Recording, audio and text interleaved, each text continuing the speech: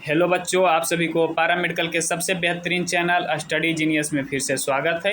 तो आज मैं आप लोगों के लिए फिजिक्स यानी भौतिकी विज्ञान का PYQ जो कि प्रीवियस ईयर क्वेश्चन पूछा गया 2020 और 2021 के एग्ज़ाम में जो फिजिक्स का क्वेश्चन पूछा गया है वो क्वेश्चन लेकर आया हूँ। उसका सॉल्यूशन बताने जा रहा हूँ जो कि आपके लिए महत्वपूर्ण है, क्योंकि प्रीवियस ईयर क्वेश्चन से भी बहुत सारे क्वेश्चन आपको एग्जाम में देखने को मिलता है। तो चलिए क्वेश्चन को स्टार्ट करने से पहले आपसे एक छोटी सी निवेदन है, जो भी अभी तक हमारे चैनल को सब्सक्राइब नहीं की हैं वो हमारे चैनल को सब्सक्राइब कर ले, या जो भी हमारे चैनल पे भी न्यू है हमारे चैनल को सब्सक्राइब कर लें, क्योंकि इस चैनल पे मोस्ट इंपॉर्टेंट क्वेश्चन और प्रीवियस ईयर क्वेश्चन का प्रैक्टिस करवाया जाता है। क्योंकि किसी भी एग्ज़ाम को क्रैक करने के लिए क्वेश्चन प्रैक्टिस करना बहुत ही अनिवार्य होता है। तो इस चैनल पे ज़्यादा से ज़्यादा क्वेश्चन प्रैक्टिस करवाया जाता है। और जो इस PDF को लेना चाहते हैं, जो भी पढ़ाया जाता है उसका PDF को लेना चाहते हैं, तो डिस्क्रिप्शन में और कमेंट बॉक्स में टेलीग्राम का लिंक दिया हुआ है, या सर्च मारे आप जाकर स्टडी जीनियस तो आपको टेलीग्राम पे मिल जाएगी।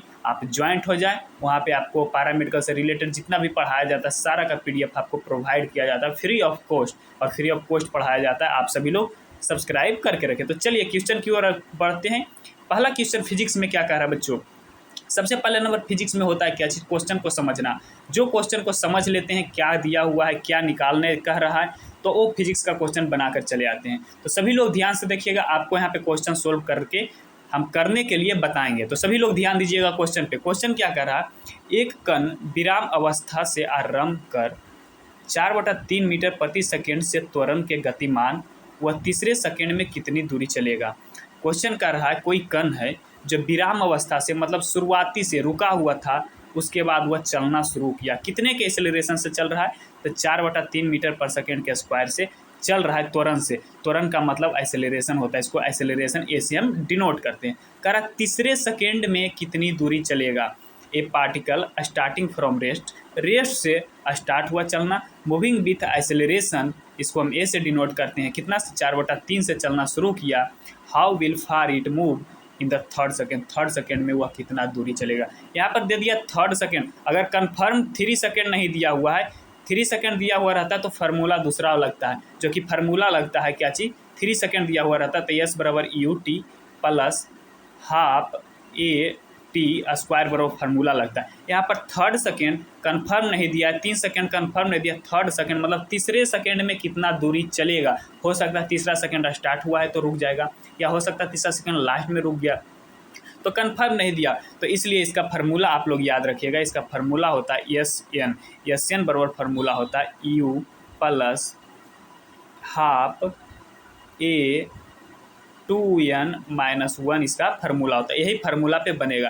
अब U का मतलब क्या होता है, इनिशियल वेलोसिटी, मतलब विराम अवस्था में, मतलब जहाँ से शुरुआत हुआ, शुरुआती अवस्था का एक्सेलरेशन पूछ रहा है। तो शुरुआती अवस्था में स्टार्टिंग में क्या था, रेस्ट में था, तो इसका क्या हो जाएगा 0।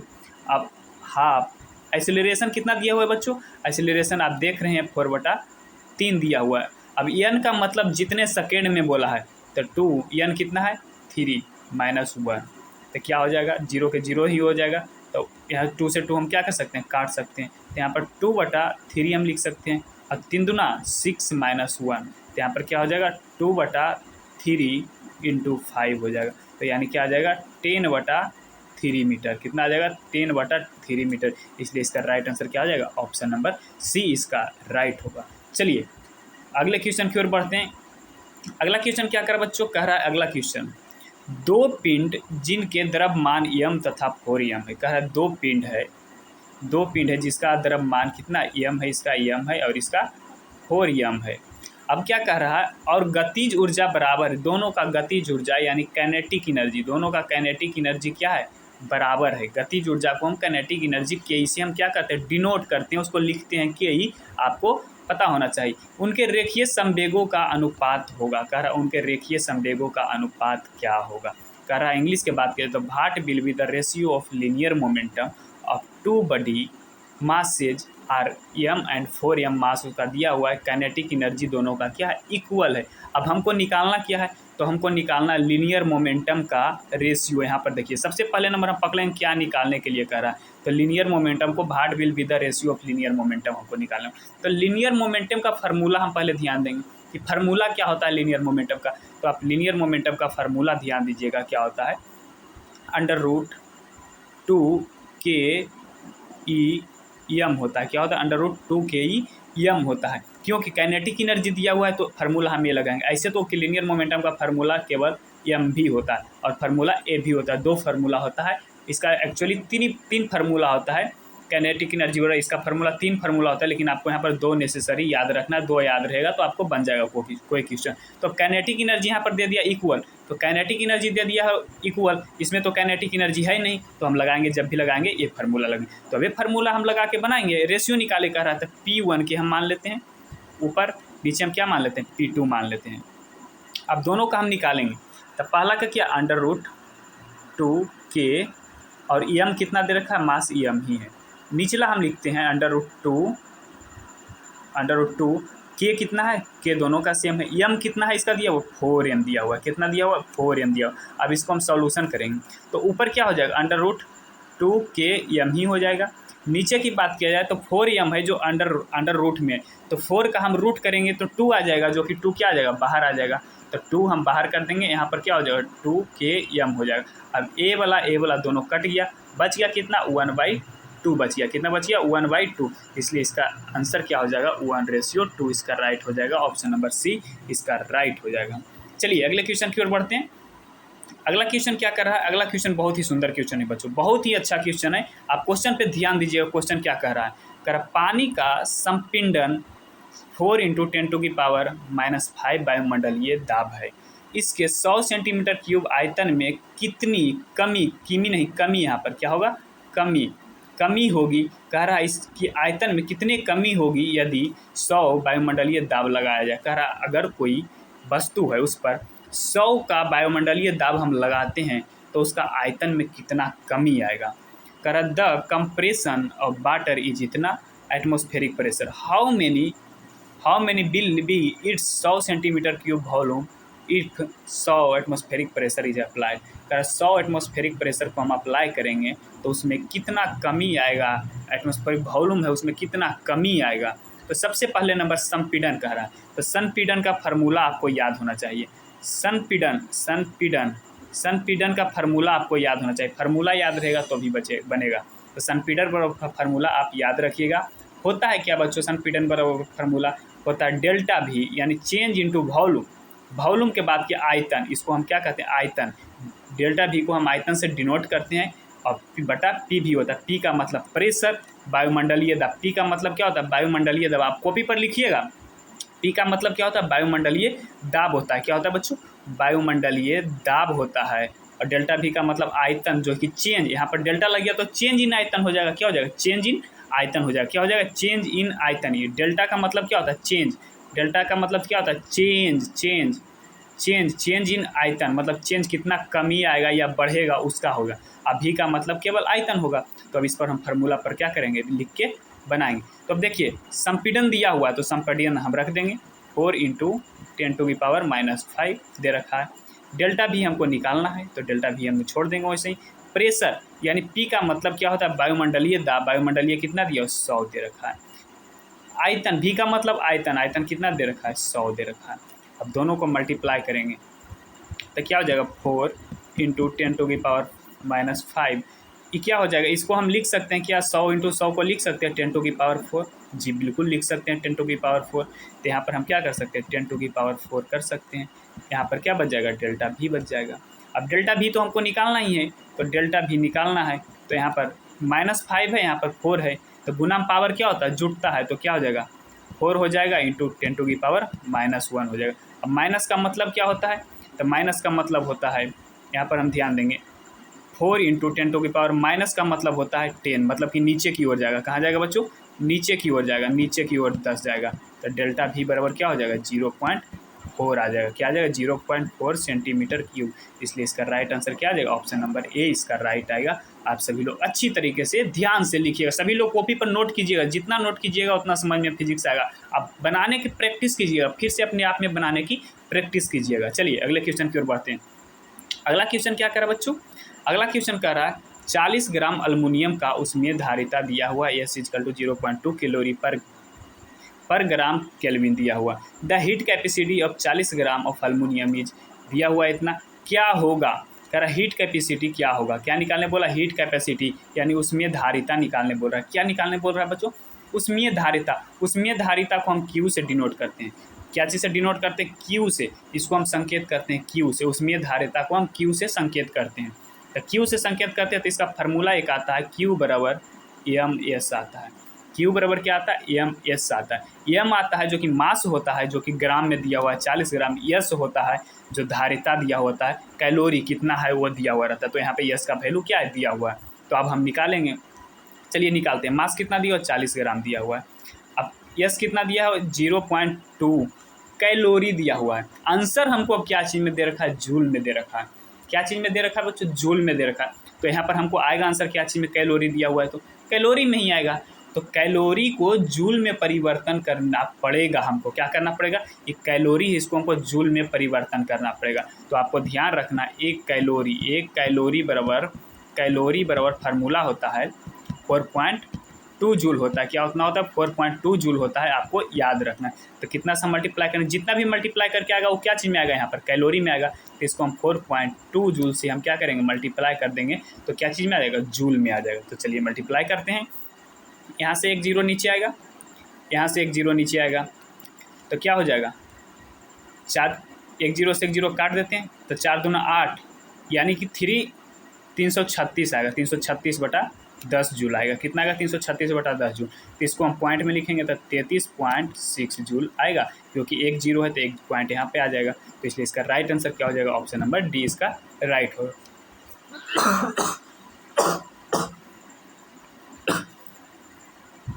चलिए अगले क्वेश्चन की ओर बढ़ते हैं। अगला क्वेश्चन क्या करा बच्चों, क्वेश्चन पर ध्यान दीजिएगा। करा दो ध्वनि तरंगों के मध्य कालांतर 60 डिग्री है, तो इसका पथांतर क्या होगा। पथांतर निकालने बोल रहा है।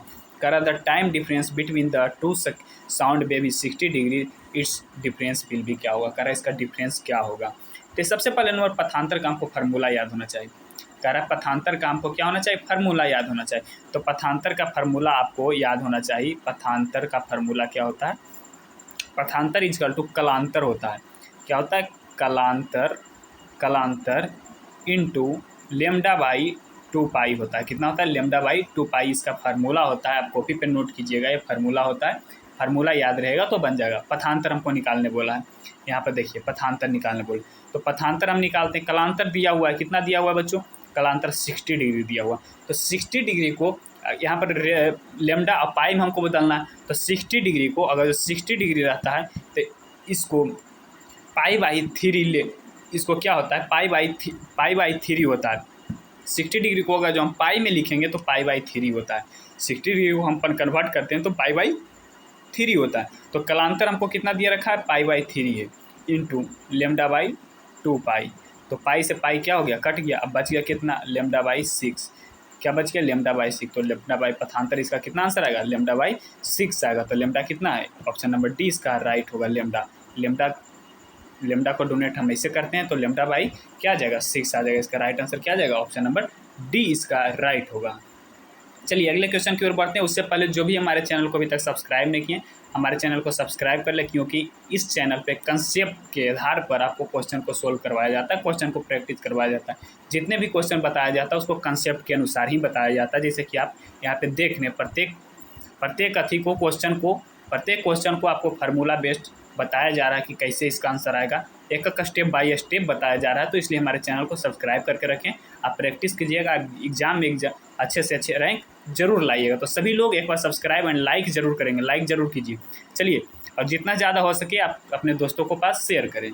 चलिए इस अगला क्वेश्चन क्या करा बच्चों, उत्तल लेंस की फोकस दूरी इस प्रकाश के लिए उच्चतम है। कह रहा उत्तल लेंस है, अगर उत्तल लेंस के है तो उसका फोकस दूरी है वो कौन से प्रकाश के लिए उच्चतम होगी। The focal length of the convex lens will be maximum of this light. कह रहा किस लाइट का मैक्सिमम दूरी होगा, किस लाइट का, कह रहा किस प्रकाश का मैक्सिमम दूरी होगा। ए ऑप्शन नीला, बी ऑप्शन लाल, सी ऑप्शन पीला, डी ऑप्शन हरा। तो आप सभी को आपको एक ट्रिक देता हूँ, एक माइंड सेट देता हूँ जो कि सबके माइंड में सेट रहता है। अगर पूछ दिया मैक्सिमम दूरी किस प्रकाश की होती है, मैक्सिमम दूरी किस प्रकाश की होती है, तो सभी लोग याद रखिएगा लाल, सभी लोग याद रखिएगा लाल। क्योंकि कोई भी लाइट रहता है तो जितना दूर हम ले जाते हैं, दूर से जलाते हैं तो हमको नहीं दिखता है कि लाइट जल रहा है, लेकिन सबसे ज़्यादा दूर कौन सा लाइट दिखता है? लाल। लाल बहुत दूर में भी जलते रहता है तो हमको दिख जाता है कि अरे यार अगला गाँव में लाइट, रेड कलर का लाइट जल रहा है। जैसे कि टावर होता है ना, टावर पर रेड कलर का लाइट जलते रहता है तो हमको दिख जाता है कि रेड कलर का लाइट जल रहा है, लाल कलर का लाइट जल रहा है। लेकिन अदर लाइट जलता है तो हमको पता नहीं चलता है। तो सबसे ज़्यादा दूरी लाल कलर का होता है, आप लोग ध्यान रखिएगा। इसलिए इसका राइट आंसर क्या हो जाएगा? ऑप्शन नंबर 20 का राइट होगा। सभी लोग याद रखिएगा। चलिए अगले क्वेश्चन की ओर बढ़ते हैं। अगला क्वेश्चन क्या करा बच्चों? कह रहा है एन समांतर प्रतिरोध। कह रहा है एन समांतर प्रतिरोध पहले श्रेणी में जोड़े गए हैं तथा फिर समांतर क्रम में जोड़े गए हैं। इसके सर्वाधिक तथा निम्नतम प्रतिरोध का अनुपात क्या हुआ? अब क्वेश्चन में निकालने क्या बोला है? अनुपात निकालने बोला है। अनुपात किसका अनुपात निकालने बोला है? तो सर्वाधिक और निम्नतम प्रतिरोध का अनुपात निकालने बोला है। तो निकालेंगे। पहला क्या कर रहा है? एन प्रतिरोध है जो कि श्रेणी क्रम में पहले जोड़ा है, उसके बाद समांतर क्रम में जोड़ा है। दोनों का हमको क्या निकालना है? अनुपात निकालना है। N uniform resistance are the first connected in series. पहले कनेक्ट किस में किया है? सीरीज में कनेक्ट किया है। देन कनेक्टेड इन पैरेलल, किसमें उसके बाद कनेक्ट किया? पैरेलल में कनेक्ट किया। What will be the ratio of highest and lowest resistant का रेशियो बोला है। तो सबसे पहले नंबर एन एक समान है। कह रहा है एन समान है रेसिस्टेंस। मान लीजिए ए रेसिस्टेंस है, ए रेसिस्टेंस है और फिर एक रेसिस्टेंस जोड़ दिए और फिर एक रेसिस्टेंस, सबको हम एक समान लाइन में जोड़ दिए। तो यहाँ पर आर आर आर इशारा क्या हो गया? अनंत तक के है, कोई लिमिट नहीं है। एन का मतलब अनंत तक के, एन का मतलब अनंत तक के। तो सीरीज में आपको ध्यान रखना है, सीरीज में जब श्रेणी क्रम बोला जाता है, श्रेणी क्रम में जब हम निकालते हैं आर इक्विवेलेंट, रेसिस्टेंस का आर इक्विवेलेंट निकालते हैं, आर इक्विवेलेंट, आर इसको हम आर इक्विवेलेंट निकालेंगे तो श्रेणी क्रम में जुट जाता है, श्रेणी क्रम में जुट जाता है। अगर जो 2 दिया हुआ रहता तो 2R लिख देते, 3 दिए, तीन रेसिस्टेंट रहता तो 3R, 4 रेसिस्टेंट रहता तो 4R। तो लेकिन एन रेसिस्टेंट है तो हम इसको क्या लिख सकते हैं? एन आर लिख सकते हैं। क्या लिख सकते हैं? एन आर लिख सकते हैं। आर इक्विवेलेंट इसी को बोला जाता है श्रेणी क्रम। क्या बोला जाता है? श्रेणी क्रम। क्या बोला जाता है? श्रेणी क्रम। आप याद रखिएगा। श्रेणी क्रम का तो निकल गया। अब क्या हमको बोल दिया? समांतर क्रम। चलिए समांतर क्रम का निकालते हैं, समांतर क्रम का निकालते हैं, समांतर क्रम का। तो समांतर क्रम में क्या होता है? आर रेसिस्टेंस यहाँ पर जुड़ा हुआ है, फिर इसको हम जोड़ देंगे क्या चीज़ से? पैरेलल, ऐसे जुड़ा हुआ रहेगा। फिर हम इसको जोड़ेंगे ऐसे, ऐसे करके जोड़ देंगे। तो ये आर आर ऐसा ही एन जुड़ा हुआ। तो इसमें क्या होता है? 1/r करके जोड़ा जाता है। इसमें क्या जोड़ा जाता है? 1/r करके जोड़ा जाता है। उसमें केवल आर आर आर करके जोड़ा चल जाता है, इसमें 1/r करके। तो यहाँ पर क्या हो जाएगा? n/r हो जाएगा। क्या हो जाएगा बच्चों? यहाँ पर क्या हो जाएगा? अगर जो r 1/r कर के अगर जो हम इसको जोड़ते हैं तो 1/r कर के अगर जो हम इसको जोड़ेंगे तो यहाँ पर क्या हो जाएगा? सॉरी, r/n हो जाएगा। क्या हो जाएगा? r/n हो जाएगा। क्या हो जाएगा? r/n हो जाएगा।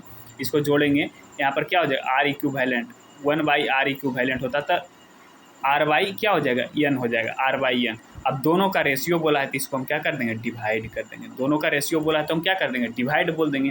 तो पहला इसको हम मान लेते हैं पहला, इसको हम मान लेते हैं दूसरा। पहला और दूसरा को हम क्या करेंगे? डिवाइड करेंगे। दूसरा को डिवाइड करेंगे तो डिवाइड कीजिए, एन आर बटा क्या होगा? r/n।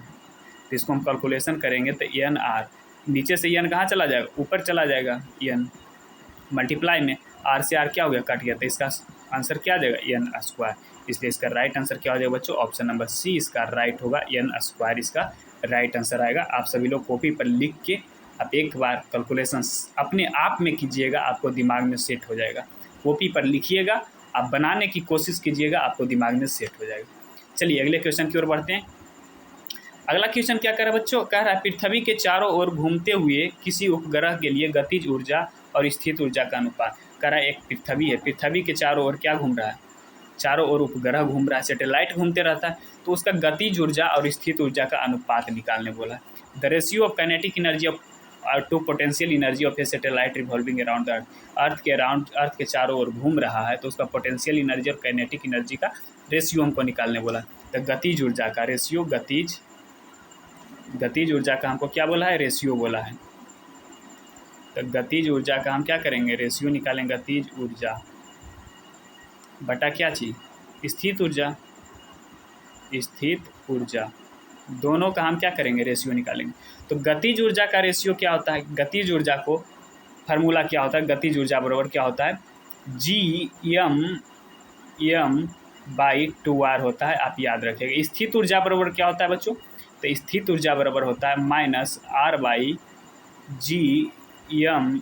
होता है, आप लोग याद रखिएगा। अब दोनों को इसको मान लेते हैं, एक कैलकुलेशन करने के लिए इजी होगा इसीलिए हम मान रहे हैं, इसको 2 मान लेते हैं। तो 1 और 2 को क्या किए हैं, रेशियो निकाल रहे हैं। तो रेशियो निकालेंगे तो पहला को क्या लिखेंगे, Gm/2r।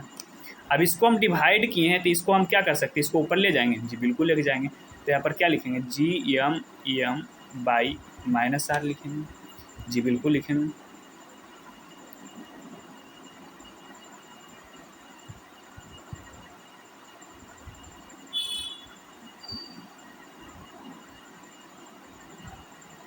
सॉरी, थोड़ा सा मिस्टेक हो गया यहाँ पर, आप ध्यान दीजिएगा फिर से। इसको हम क्या लिखेंगे, Gm/2r लिखेंगे। अब इसको हम क्या करेंगे, गुणाम करेंगे तो ऊपर r ने जाएगा, ऊपर r जाएगा, नीचे क्या आएगा, Gm आएगा। अब इससे क्या होगा, ये कट जाएगा, अब r से r क्या हो जाएगा, कट जाएगा। अब कितना बच गया, 1/2 बच गया। इसलिए इसका राइट आंसर क्या हो जाएगा बच्चों, ऑप्शन नंबर ए इसका राइट होगा। क्या होगा, ऑप्शन नंबर ए इसका राइट आंसर हो जाएगा। चलिए अगले क्वेश्चन की ओर बढ़ते हैं। अगला क्वेश्चन क्या करा बच्चों, 9 नंबर क्वेश्चन ध्यान दीजिए। कह रहा एक कण सरल आवर्ती गति में है, उसकी तात्क्षणिक वेग और त्वरण का कलांतर होगा। कह रहा तात्क्षणिक वेग और त्वरण का कलांतर हमको निकालने बोल रहा है। ए particle is in a simple harmonic motion is the instantaneous velocity and time interval of acceleration will be, क्या होगा। चलिए सभी लोग निकालेंगे, इसका राइट आंसर क्या होगा, सभी लोग एक बार बताएंगे। बहुत ही अच्छा क्वेश्चन है, सभी लोग एक बार निकालेंगे, इसका राइट आंसर क्या होगा, सभी लोग बताएंगे एक बार इसका राइट आंसर क्या होगा। तो आपको मैं बता देता हूँ, इसका आंसर होगा जो डी होगा आपके लिए, यह HW रहेगा। आप सभी लोग बना के आइएगा, इसका सॉल्यूशन कल बताया जाएगा। आपके लिए ये HW है, आप सभी लोग बना के लाइएगा। बहुत ही ईजी क्वेश्चन है, करीब करीब 2 बार पैरामेडिकल में पूछा गया, इसलिए आपको होमवर्क दे रहे हैं। उसके बाद मैं भी बता दूंगा इसको, ऐसा बात नहीं कि नहीं बताऊँ, बता दूंगा, आप इसको बना कर आइएगा। चलिए अगले क्वेश्चन की ओर बढ़ते हैं।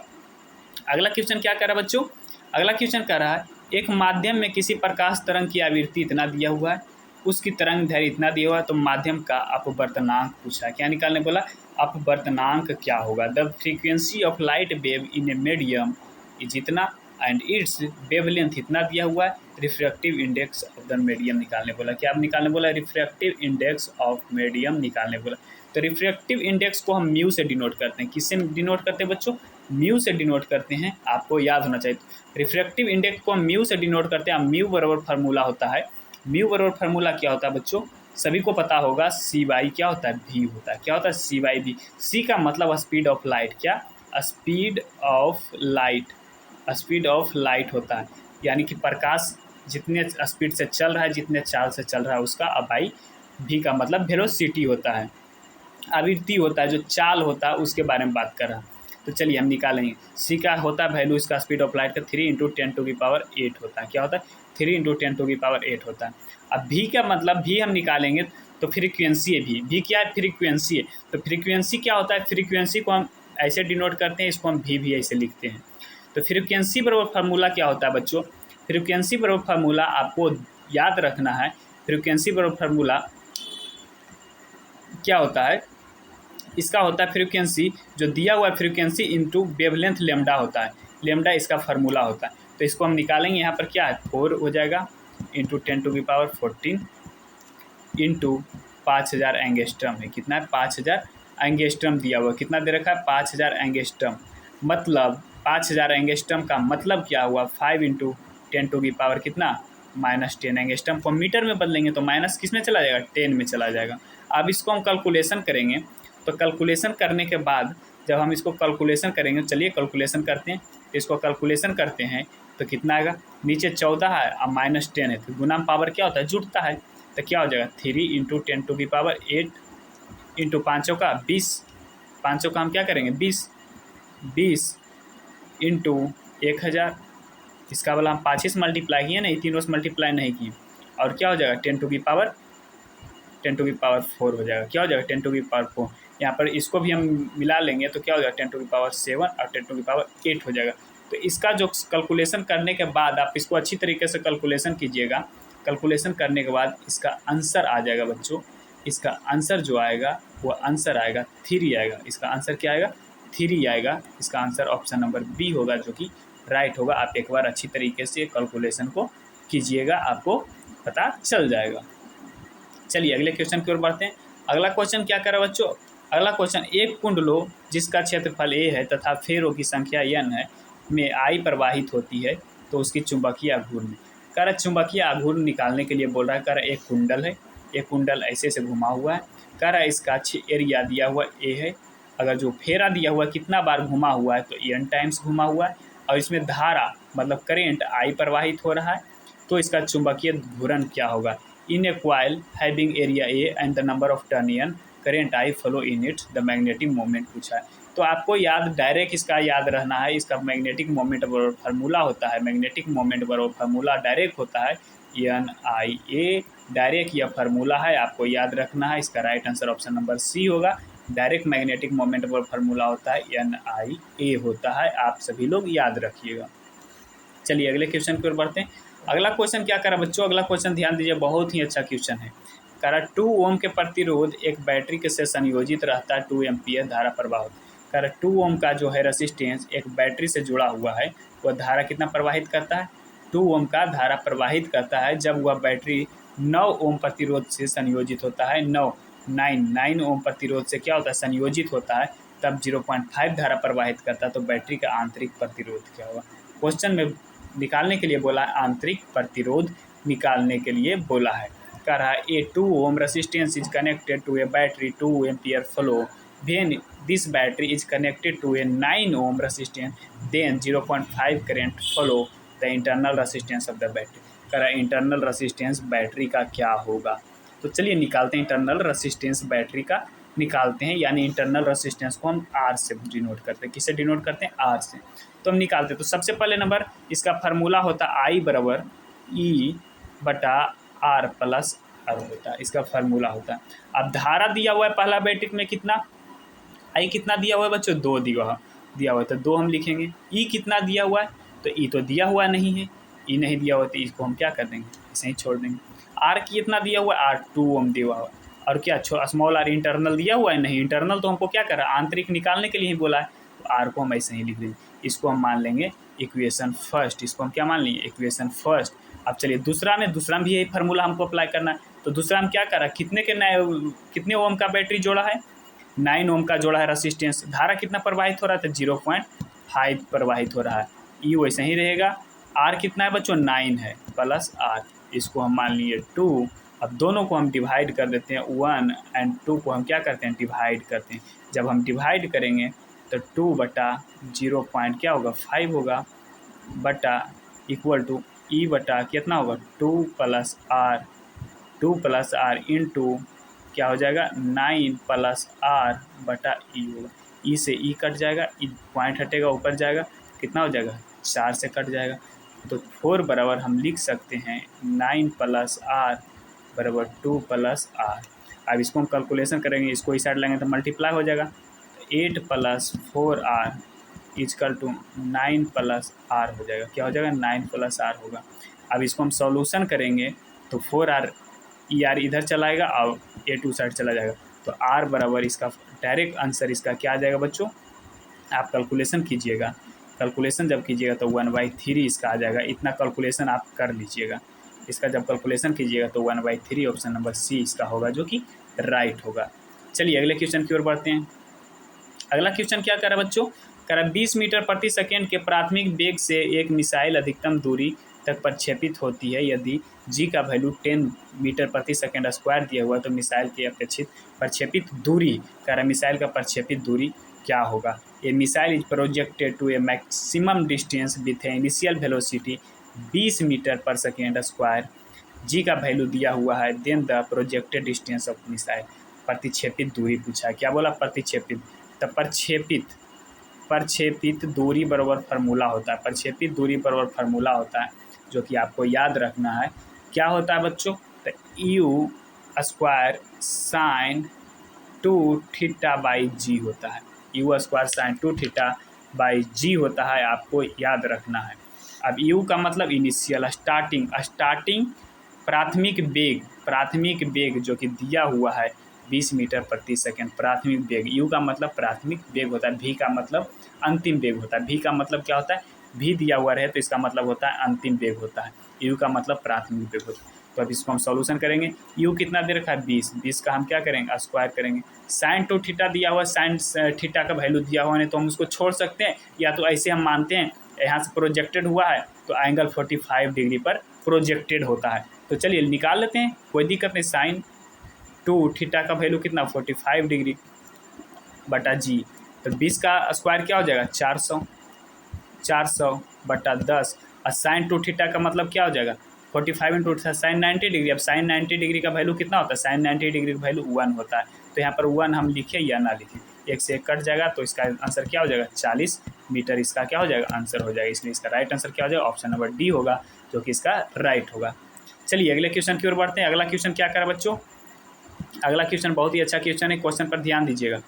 क्वेश्चन क्या कह रहा है बच्चों, यम द्रव्यमान का एक पिंड सामान्यतः वेग से ठोस दीवार से जाकर टकराता है। यह एक दीवार है जो कि यम मास, यह इसका मास यम है और यह चलना शुरू करता है, यह ठोस दीवार के पास जाकर टकराता है तथा समान वेग से वापस लौटता है। समान वेग से यह वापस लौट जाता है। क्या होता है, समान वेग से यह वापस लौट जाता है तो इसका संवेग क्या होगा, कह रहा है इसका संवेग क्या होगा। संवेग पूछा, ये body of the mass strike a solid ball normally with the bag भी return back with the same velocity, its momentum क्या होगा, कह रहा है इसका मोमेंटम क्या होगा। तो मोमेंटम बराबर यानी संवेग, मोमेंटम को इसको हम क्या बोलते हैं संवेग बोलते हैं। क्या बोलते हैं संवेग बोलते हैं। पी को हम किससे डिनोट करते हैं संवेग से। तो पी बराबर फार्मूला होता है यम, चेंज इन मोमेंटम होता है। क्या होता है चेंज इन मोमेंटम होता है।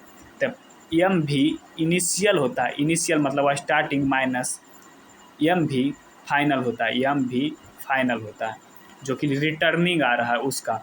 तो इनिशियल कितना था बच्चों, यम मास का था, कितना चल रहा है भी से चल रहा है, आने टाइम भी तो वही है तो, लेकिन डायरेक्शन क्या हो गया अपोजिट हो गया, तो इसलिए हम माइनस इसको लगा देंगे। तो माइनस क्या हो जाएगा ये भी यम भी रह जाएगा। तो क्या होगा माइनस माइनस क्या होगा प्लस, तो यहाँ पर 2m भी होगा। क्या हो जाएगा 2m भी। तो इसका right answer option number B होगा, जो कि इसका सही होगा। चलिए तो थैंक्स बच्चों, फिर मिलेंगे अगले वीडियो में। जब तक आप हमारे चैनल को सब्सक्राइब करके रखें, इस चैनल पे मोस्ट इंपॉर्टेंट क्वेश्चन का प्रैक्टिस करवाया जाता है। और मैं आपको आशा दिलाता हूं कि एग्ज़ाम तक कि आपको इतना क्वेश्चन प्रैक्टिस करवा देंगे कि आपको एग्ज़ाम में कोई दिक्कत नहीं होगा। तो सभी लोग लाइक करें, शेयर करें अपने दोस्तों के पास, ताकि वो भी हमारा चैनल पर सारे क्वेश्चन को प्रैक्टिस करें और अच्छे से अच्छे रैंक को प्राप्त करें। अगर आप PDF इसका लेना चाहते हैं तो हमारे टेलीग्राम चैनल से जुड़ जाएं, जो कि डिस्क्रिप्शन और कमेंट बॉक्स में दिया हुआ है। तो गॉड ब्लेस यू, आपका पढ़ाई अच्छा से चलते रहे, आप अच्छे से पढ़ते रहें।